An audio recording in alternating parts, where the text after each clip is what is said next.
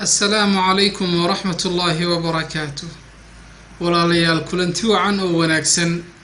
ومركلة إيا برنامج كيني قصوين لغوانا قاتو إيو حلقة دي أمبا كلنكي شاناد إلهي هادو إدمو وحا أين كسو قادن دونا كلنكينن قصير أو كدعضي فصل قدهي فصل وكتشرو معلنكي أيا أرضي كمدي وحا وكتوري معلنكي أو صبورة كسي جيدا تباشير أمبا تشيستو سيدا هاد بلو يقانو معلنكي أيا كدعضي تباشيرتي معلنكي أرضو وقعراضي أرضي دي بكسو جيستي دابدنا وحو كيري يا صوتوري تباشيرتا أرضي دي واعي بقين واني آمسين ardaygii ficilka sameeyay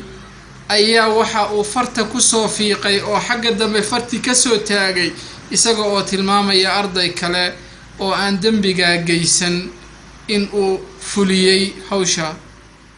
macallinkii ardaygii uu istaajiyay waxaan u weydiiyay tabaashirta waxa uu soo tuuray ardaygii sidii caadiga ahayd wuu dafiray arrintii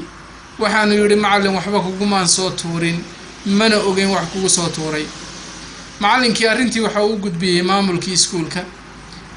ardaygii ayaa su'aalo la weydiiyay sidii caadiga ahaydna ardaygii inuu isdifaaco ayuu bilaabay maamulihii ayaa markaa wuxuu bilaabay inuu ardayga xanuunjiyo oo markaa uu dhangadu soo qaato ardaygii ayaa ilmeeyay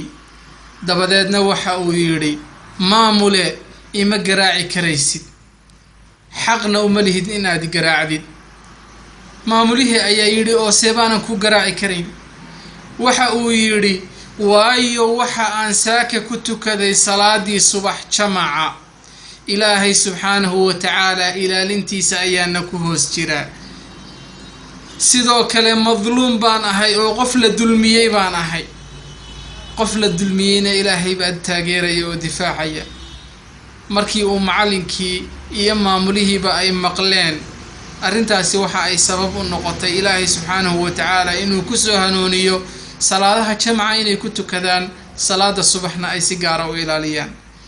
ardaygaasi waxa lagu soo barbaariyay oo lagu soo tarbiyadeeyay xadiidkii nabiga sallallahu alayhi wa sallam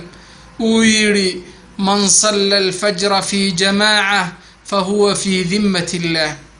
qofka salaada subax ku tukada jamaaco iyo markaa masaajidka ummadda la tukada ilaahay subxaanahu wa ta'ala ilaalintiisa ayuu ku hoos jiraa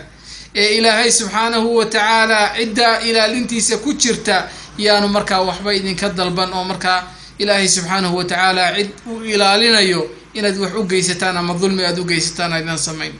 xadiidka walaalayaal waa xadiid saxiixa oo markaa imaamu muslim uu warinayo sidoo kale inanka maskaxdiisa waxa ku jiray xadiidkii saxiixaynka lagu wariyay min xadiisi ibn Abbas radiyallahu anhu nabi sallallahu alayhi wasallam mucaad markii uu farayay waxa uu yiri wattaqi da'wata al-madlum fa innahu laysa baynahu wa bayna Allahi hijab qofka la dulmiyay ee xaq darrada loo geystay dacwadiisa iyo markaa habaarkiisa iska ilaali ilaahay subxaanahu wa ta'ala cid markaa ka xijaabaysa ma jirto walaalayaal salaada oo jamaca lagu tukado ubadka oo lagu barbaariyo cibaadaadka iyo atharka ama saameynta cibaadadu ay leedahay ilaahay subxaanahu wa ta'ala qofkaas inuu hagaago ayay sabab u noqon kartaa oo uga dhigi karaa rabbi subxaanahu wa ta'ala inaga iyo ubadkeennaba hayna ilaaliyo wa sallallahu wa sallama ala sayyidina Muhammad.